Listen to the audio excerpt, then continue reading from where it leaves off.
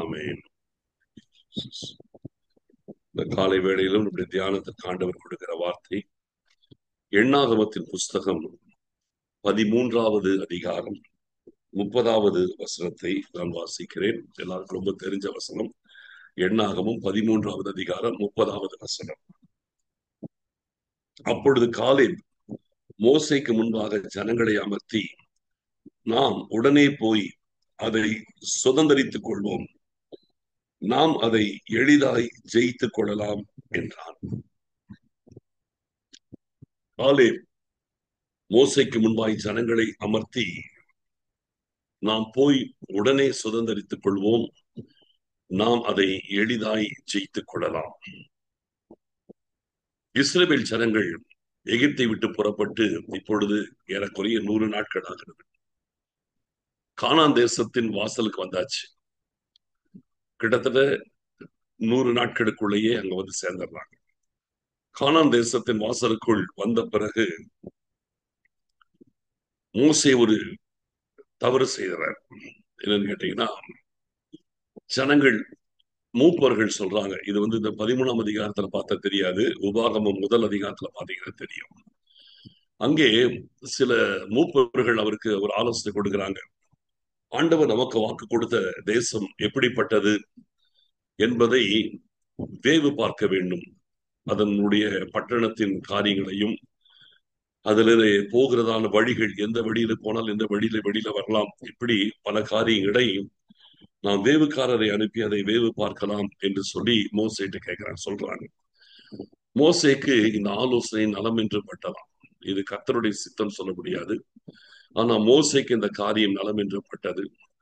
உடனே மோசே கோத்திரத்துக்கு ஒருவராக 12 பேரை தெரிந்து கொண்டு கானான் தேசத்தை வேவு பார்க்கிறதுக்கு 40 நாட்கள் நியமித்து அனுப்புகிறார். 40 நாட்கள் இந்த 12 பேரும் தேசத்திற்குள் போய் 40வது நாள் திரும்பி வந்துடணும். இப்படி இவர்கள் அனுப்பப்பட்டவர்களிலே ஒருவர் காலேப், இன்னொருவர் யோசுவா, இன்னும் 10 பேர் இருக்கிறாங்க. இப்படி இருக்கும் பொழுது இந்த 12 பேரும் போய் 40 நாட்கள் தேசத்தை சுற்றி பார்க்கிறாங்க. அங்க இருக்கிற எல்லா காரியங்களையும் அவர்கள் குறிப்பெடுத்துகிறார்கள், குறித்துக் கொள்கிறார்கள்.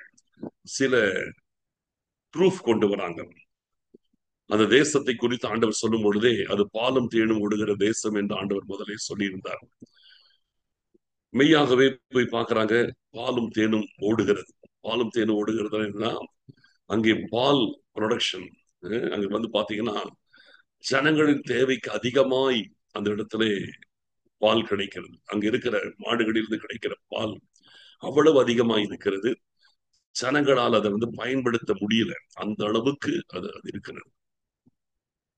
தேன் மிகுதியா இருக்கிறது. அவ்வளவு செழிப்பான மரங்கள், காடுகள், மலை சோலைகள். அதனால ஏராளமான தேன் கூடுகள், நிறைய தேன்கள், மலர்களால் நிறைந்திருக்கிற ஒரு தேசம். அந்த பூக்களால் வருகிற தேன், நிறைய காரியங்கள் வருகிறது. அதை ஜனங்களால பயன்படுத்தவே முடியல, அந்த அளவுக்கு தேனுடைய ப்ரொடக்ஷன் இருக்குது.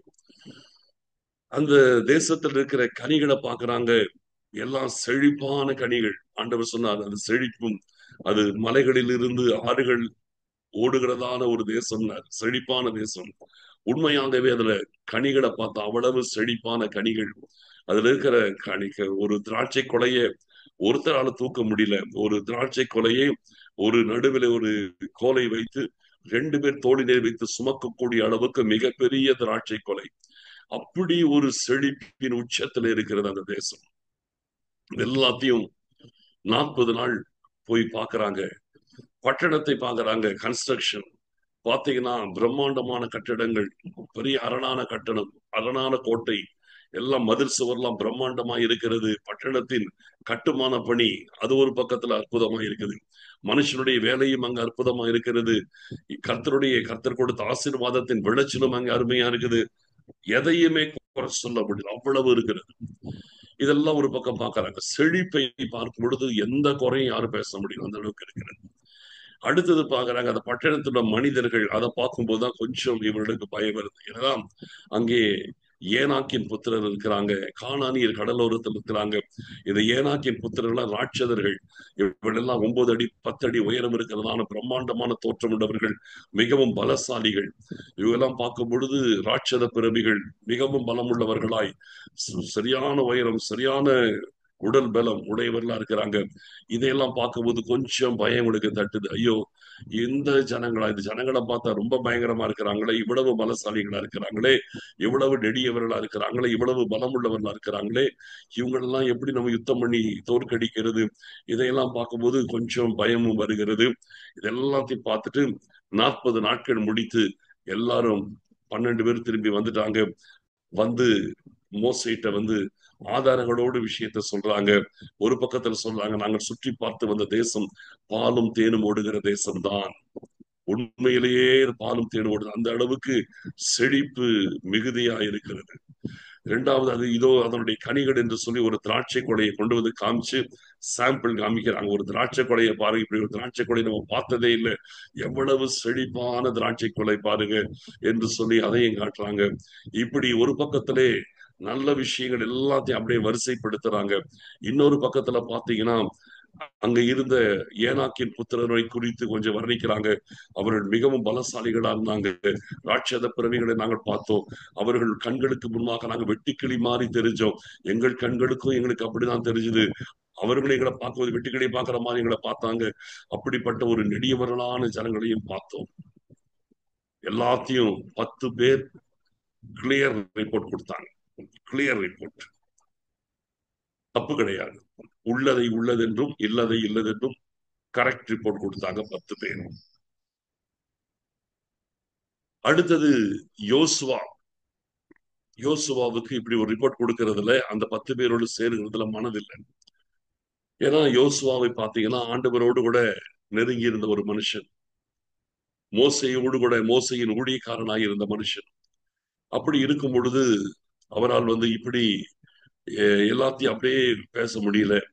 ஆனா அதே நேரத்தினுடைய உள்ளத்திலே ஒரு சில தடுமாற்றம், என்ன நடக்குமோ தெரியல, சரி நம்ம எதுவுமே பேச வேண்டாம் என்று சொல்லி யோசுவா அமைதியா இருந்துட்டார். ஏன்னா அந்த 10 பேர் சொன்னதை கேட்டு ஜனங்கள் எல்லாரும் அழ ஆரம்பிச்சுட்டாங்க. நம்ம கண்டிப்பா இந்த தேசத்தை சுதந்திரிக்க முடியாது, இதுக்கு நம்ம எகிப்திலேயே இருந்திருக்கலாமே, 100 நாள் பிரயாணம் பண்ணி இங்க வந்து மாட்டிட்டோமே, செங்கடலை கடந்தோம், பார்வோனின் சேனையை கவிழ்த்தோம், எல்லாம் முடிஞ்சது. வழியில அந்த ஆண்டவர் நம்மை வழி நடத்தினார், மன்னாவை கொடுத்தார், எல்லாம் பண்ணார், எல்லாம் நல்லாதான் இருந்துச்சு. கண்மடையிலிருந்து நமக்கு தண்ணீர் வந்துச்சு, எல்லாம் நல்லாதான் இருந்துச்சு. ஆனா கடைசியில இங்க நம்ம சாக போறோமே, இந்த இடத்துல யுத்தம் பண்ணி தானே ஜெயிக்க போறோம், அந்த இடத்துல யுத்தம் பண்ண வேண்டி இருக்கிறதே, இது யுத்தத்துல நம்ம கண்டிப்பா நம்ம செத்துருவோம், ஜெயிக்க முடியாது என்று சொல்லி ஜனங்கள் இந்த 10 பேர் கொடுத்த ரிப்போர்ட்ல நல்ல விஷயங்கள் கூட ரொம்ப ஹைலைட் ஆகல, கெட்ட விஷயங்கள் ரொம்ப ஹைலைட் ஆயிடுச்சு. எதிர்மறையான காரியங்கள் ரொம்ப ஹைலைட் ஆயிடுச்சு. ஜனங்கள் அழுகுறாங்க, நாங்க செத்துருவோம், இங்க சாக போறோம், இதுக்காகவா எங்களை கூட்டிட்டு வந்தீங்க, இதுக்கு நாங்க அங்கேயே எகிப்திலே அடிமையா இருந்தே நாங்க வாழ்ந்திருப்போமே, இங்க மொத்தமா சாக போறோமே, ஜனங்கள்லாம் அழுகுறாங்க. யோசுவா அமைதியா நிக்கிறாரு, யாருமே ஒண்ணு சொல்ல முடியல. அந்த நேரத்துலதான் காலேப் எழுந்து இந்த வார்த்தையை சொல்லுகிறார், நாம் போய் அந்த தேசத்தை உடனே சுதந்திரித்துக் கொள்வோம், நாம் அதை எளிதாய் ஜெயித்துக் கொள்ளலாம், உடனே சுதந்திரிக்கலாம், எளிதாய் ஜெயிக்கலாம். இங்க என்ன நடக்கிறது? யோசுவா அமைதி காக்கிறாரு, காலேப் மட்டும் இப்படி ஒரு வார்த்தையை பேசுறாரு. மத்த 10 பேர் உள்ளதை உள்ளதென்றும் இல்லதை இல்லதென்றும் சொல்லுகிறாங்க. சரி, இப்ப என்ன நடக்குது? இப்ப என்ன என்ன ப்ராப்ளம்? இப்ப பாத்தீங்கன்னா இங்க 3 விதமான கூட்டமாக பிரிந்துட்டாங்க. 10 பேர் ஒரு அணியில நிக்கிறாங்க. யோசுவா தனியா எதுவுமே பேசாம நிக்கிறாரு. காலேப் மாத்திரம் ஒரே ஒரு எதிர்மறையான ஸ்டேட்மெண்ட், அவங்க சொன்னதை எல்லாத்தையும் மறுத்து, நாம் உடனே அதை சுதந்திரித்துக் கொள்வோம், நாம் அதை எளிதாய் ஜெயித்துக் கொள்ளலாம் என்று வேற விதமான ஒரு அற்புதமான ஒரு ஸ்டேட்மெண்ட்டை கொடுக்கிறாரு. ஆனால் என்ன வேதனைன்னு கேட்டீங்கன்னா, காலேப் சொன்னதான அந்த ஸ்டேட்மெண்ட் அங்க எடுபடவே இல்லை. 10 பேருடைய மெஜாரிட்டியோடைய சத்தம் தான் அங்க அங்கீகரிக்கப்பட்டுச்சு. காலேப் சொன்னது ஒருத்தரும் காதுல வாங்கிக்கல. காலேப் சொன்னது எந்த விதத்திலையும் யாரும் அதை அங்கீகரிக்கல. அதனால யாரும் தேற்றப்படல. ஜனங்கள் அழுதுட்டே தான் இருக்கிறாங்க. ஆனால் ஒரே ஒருத்தர் அங்கீகரிச்சார், கர்த்தர் மட்டும்தான் அதை அங்கீகரிச்சார். காலேபுடைய ஸ்டேட்மெண்ட் யாரும் அங்கீகரிக்கல, கர்த்தர் மட்டும் அங்கீகரித்தார். இப்ப என்ன நடந்துச்சு? இந்த 3 பேருடைய 3 விதமான காரியத்திலே இப்ப அந்த 10 பேருடைய காரியத்தை குறித்து நான் சொல்றேன். 10 பேர் என்ன சொன்னாங்க? நல்லதையும் சொன்னாங்க, கெட்டதையும் சொன்னாங்க. இது எதற்கு அடையாளம் தெரியுமா? ஏதேன் தோட்டத்திலே நன்மை தீமை அறியத்தக்க விருட்சம், அதனுடைய விளைவுதான் இது. ஏதேன் தோட்டத்திலே நன்மை தீமை அறியத்தக்க விருட்சம் இருந்தது. அந்த விருட்சத்தை கர்த்தர் புசிக்க கூடாதுன்னு சொன்னார். ஏன் தெரியுமா? மனிதனை நன்மையை மாத்திரமே அறிந்திருக்கிறவனா இருக்கணும்னு ஆண்டவர் நினைச்சாரு. தீமையை குறித்து அவனுக்கு தெரிய வேண்டாம்னு நினைச்சாரு. அந்த கனியை ஆதாம் ஏவாள் புசித்ததின் விளைவுதான் இந்த 10 பேருடைய பேச்சு. புரியுதுங்களா? அந்த கனியை ஆதாம் ஏவாள் புசித்ததனுடைய விளைவுதான் இந்த 10 பேருடைய பேச்சு. நன்மையும் பேசுறாங்க, தீமையும் பேசுறாங்க. நன்மை தீமை அறிஞ்சிருக்கிறாங்க. இப்ப நன்மையும் பேசுறாங்க, செழிப்பையும் பேசுறாங்க, தீமையும் பேசுறாங்க. நன்மை தீமை என்கிற அந்த கனியை, நன்மை தீமையை அறியக்கூடிய அந்த கனியை புசித்ததின் விளைவு 10 பேர்கிட்ட அந்த இம்பாக்ட் இருக்குது. யோசுவா அமைதியா இருந்துட்டாரு, எந்த கனியும் புசிக்கல. ஆனால் காலேப் ஜீவ விருட்சத்தை புசித்த ஒரு நிலைமை கொடுக்கிறார். அதாவது ஜீவ வசனத்தை அவர் புசித்திருக்கிறார். காலேபுக்கு அவரும் நல்லதெல்லாம் பார்த்தாரு, தீமையெல்லாம் பார்த்தாரு. ஆனா எதுவுமே உள்ள போல. ஏன்னா அந்த கனி அவர் புசிக்கல. அவர் புசிச்சது ஜீவ விருட்சம். என்ன? ஆண்டவருடைய ஜீவனுள்ள வார்த்தையை மாத்திரம் அவர் புசித்து விட்டார். காலை புசித்தது ஜீவ விருட்சம்.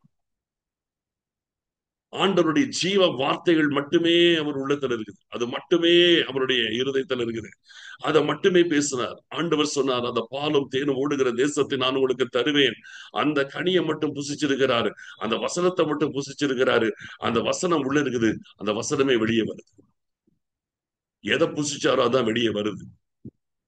நாம் உடனே அந்த தேசத்தை சுதந்திரித்துக் கொள்ளலாம். நாம் அதை எளிதாய் ஜெயித்துக் கொள்ளலாம். ஏன்னா ஆண்டவர் சொல்லிட்டாரு. அதனாலே அதை நம்ம உடனே நம்ம சுதந்திரிப்போம், நம்ம அதை எளிதாய் ஜெயித்துக் கொள்ளலாம் என்று சொல்லி அவர் அங்கே சொல்லுகிறதை பார்க்கிறோம். நல்ல கவனிங்க.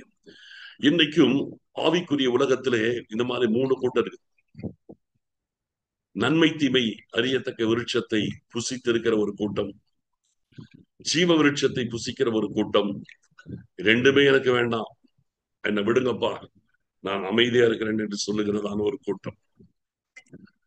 இப்போ இந்த ஒரே ஒரு ஸ்டேட்மெண்ட் கொடுத்த காலேபை கர்த்தர் ஆசீர்வதித்தார். உபாகம் 1 அதிகாரத்தை நீங்க பாத்தீங்கன்னா, அவன் என்னை உத்தமமாய் பின்பற்றி வந்தபடியால் அவன் கால் மிதித்து வந்த தேசத்தை அவனுக்கும் அவன் சந்ததிக்கும் நான் சுதந்திரமாகவே கொடுப்பேன். காலேபை குறித்து யூதா கோத்திரத்தை சேர்ந்த காலேபுக்கு கர்த்தர் அவ்வளவு பெரிய ஒரு ஆசீர்வாதத்தை கொடுத்தார். இதை நீங்க பின்னால பார்க்கும் பொழுது யோசுவாவின் நாட்களிலே அவர்கள் தேசத்தை சுதந்திரிக்கும் பொழுது 40 வயதிலே, இப்பொழுது அவருக்கு காலேபுக்கு 40 வயது, அப்ப 85 வயசுல அதே பலத்தோடு யுத்தத்திற்கு போய் ஜெயிச்சிருவார்.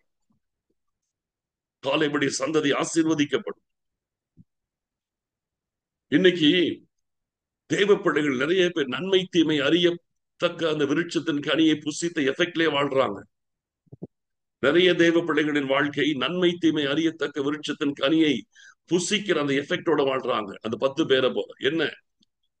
எல்லாத்தையும் நன்மை தீமை ஆராயிறது. எந்த விஷயத்திலும் நன்மை தீமை ஆராயிறது. அறிவாளிகள் இல்லையா? நன்மை தீமை ஆராயிறது. இது செஞ்சா நல்லதா, இது செஞ்சா கெட்டதா, இதுல இன்வெஸ்ட் பண்ணலாமா, இதுல போட்ட லாபம் வருமா, இதுல போட்டோம்னா இப்படி நஷ்டம் வருமா. அறிவு, பயங்கர அறிவாளிகள். தேவ பிள்ளைகள் அறிவாளிகள். நன்மை தீமையை ஆராயிறாங்க. ஆராய்ந்து பார்த்து எதுல போடலாம், எதுல எடுக்கலாம், எதுல பணம் சம்பாதிக்கலாம், எதுல செய்யலாம், எதுல இன்வெஸ்ட் பண்ணலாம், அதுல பண்ணலாம், இதுல பண்ணலாம், எப்படி பண்ணலாம், ஏதாவது உலகத்தனமாய் நன்மை தீமையை ஆராய்ச்சிட்டே இருப்பாங்க. இந்த நன்மை தீமை அறிவித்தக்க இந்த அறிவை பயன்படுத்தி கொண்டு ஒருத்தர் வாழ்ந்தால் அவர்கள் கானானுக்குள் பிரவேசிக்க முடியாது. அறிவை பயன்படுத்துகிறவன் கானானுக்குள் போக முடியாது. அந்த 10 பேரும் செத்தாங்க. அவங்களோட கர்த்தர் கானான்ல பிரவேசிக்கிறது இல்லைன்னு அந்த சத்தத்தை கேட்டு அழுதவங்களும், அந்த 10 பேருடைய வார்த்தை கேட்டு அழுதவங்களும் ஒருத்தரும் கூட பிரவேசிக்கிறது இல்லைன்ட்டு 14ஆம் அதிகாரத்தை நீங்க படிச்சீங்கன்னா தெரியும். ஆண்டவர் என்னைக்குமே இந்த நன்மை தீமை அறியத்தக்க விருட்சத்தின் கனியை புசித்து எஃபெக்ட்ல இருக்கிறவங்களை கர்த்தர் ஏற்றுக்கொள்றதே இல்லை. அதனாலதான் நீங்க புதிய ஏற்பாடுல பாத்தீங்கன்னா 1 கொரிந்தியர் முதல் அதிகாரத்துல 27 முதல் 29 வரைக்கும் பாத்தீங்கன்னா, ஞானிகளை வெட்கப்படுத்தும்படி தேவன் பைத்தியங்களை தெரிந்து கொண்டார். இந்த நன்மை தீமை அறியத்தக்க விருட்சங்கள் இருக்கிறவங்க ஞானிகள், அவங்களோட கர்த்தர் அப்படியே ஒதுக்கிடுவார். ஞானிகளை வெட்கப்படுத்தும்படி தேவன் பைத்தியங்களை தெரிந்து கொள்ளுகிறார். பலமுள்ளவைகளை வெட்கப்படுத்தும்படி பலவீனமானவைகளை தெரிந்து கொள்ளுகிறார். உள்ளவைகளை அவமாக்கும்படி தேவன் உலகத்தில் இழிவானவைகளும் அற்பமாய் எண்ணப்பட்டவைகளும் இல்லாதவைகளையும் தேவன் தெரிந்து கொள்ளுகிறார். ஏன்? மாம்சமான ஒருவரும் தேவனுக்கு முன்பாய் மேன்மை பாராட்டக்கூடாதபடி அப்படி செய்கிறார். நன்மை தீமை அறியத்தக்க உங்கள் அறிவை பயன்படுத்தாதீங்க, ஆண்டவருடைய வசனத்தை பயன்படுத்துங்க. காலேப் ஆண்டவருடைய வசனத்தை பயன்படுத்தினார். 10 பேர் அறிவை பயன்படுத்தினார். காலேப் வசனத்தை பயன்படுத்தினார். இன்னைக்கு சொல்றேன், உங்க அறிவை பயன்படுத்தி வாழாதீங்க, ஆண்டவருடைய வசனத்தை பயன்படுத்தி வாழுங்க. ஆண்டவர் வசனம் என்ன சொல்லுகிறதோ அதன்படி வாழுங்க. உங்கள் அறிவு என்ன சொல்லுகிறதோ அதன்படி வாழாதீங்க. அறிவு சொல்லுகிறபடி வாழ்ந்தால் அது அழிவை கொண்டு வரும். ஆண்டவருடைய வசனம் சொல்லுகிறபடி வாழ்ந்தால் அது நித்திய ஜீவனை கொடுக்கும். ஏன்னா அது ஜீவ வசனம். அது ஜீவ விருட்சத்திற்கு அடையாளமாக இருக்கிற ஜீவ வசனம். அந்த ஜீவ வசனம் ஒருபோதும் நம்மை வெட்கப்படுத்தாது. அது நம்மை ஜெயம் எடுக்க வைக்கும். ஆண்டவருடைய பார்வையில் உத்தமமாய் பின்பற்றுகிறோம் என்ற சாட்சியை கொடுக்கும். நம்மை பரலோகத்தில் கொண்டு போய் சேர்க்கும். ஆனால் அறிவை பின்பற்றி நன்மை தீமை அறியத்தக்க விருட்சத்தின் கனியை புசித்த அந்த எஃபெக்டோடு அந்த 10 பேரை போல அறிவை பயன்படுத்தி வாழ்கிறவர்கள் ஒருபோதும் கானானுக்குள் பரலோகத்திற்குள் பிரவேசிப்பதில்லை. நம்ம வசனத்தின்படி வாழணும், அறிவின்படி வாழக்கூடாது. இதைத்தான் கர்த்தர் நம்ம கிட்ட முன்வைக்கிறார். அறிவின்படி வாழாதீங்க, அறிவை பயன்படுத்தாதீங்க. ஆண்டவருக்கு முன்பாய் முட்டாளாய் இருந்து தேவ வசனத்தின் ஞானத்தினால் நாம் வாழ்வதுதான் நம்மை பரலோகத்திலே தேவ சித்தத்தின்படி நம்மை வாழ வைத்து பரலோகத்திலே பிரவேசிப்பதற்கு நம்மை தகுதிப்படுத்துகிறது. அதுதான் கர்த்தருக்கு ஏற்ற வார்த்தை. ஜெபிக்கலாம். ஸ்தோத்திரம் ஆண்டவரே, எங்கள் அருமையான பரிசுத்தம் உள்ள பிதாவே, ஆண்டவரே, நன்மை தீமை அறியத்தக்க விருட்சத்தின் கனியின் எஃபெக்டோடு வாழ்ந்த அந்த 10 பேரை போல அல்லப்பா. ஆண்டவரே, உம்முடைய வேத வசனமாகிய ஜீவ விருட்சத்தின் கனியை புசித்த காலேபை போல ஆண்டவரே, நாங்கள் வசனத்தின்படி வாழ எங்களுக்கு உதவி செய்யுங்க. எங்கள் அறிவின்படி நாங்கள் வாழாமல் உம்முடைய வசனத்தின்படி வாழ எங்களுக்கு உதவி செய்யுங்க. எங்களை தாழ்த்தி அர்ப்பணிக்கிறோம்.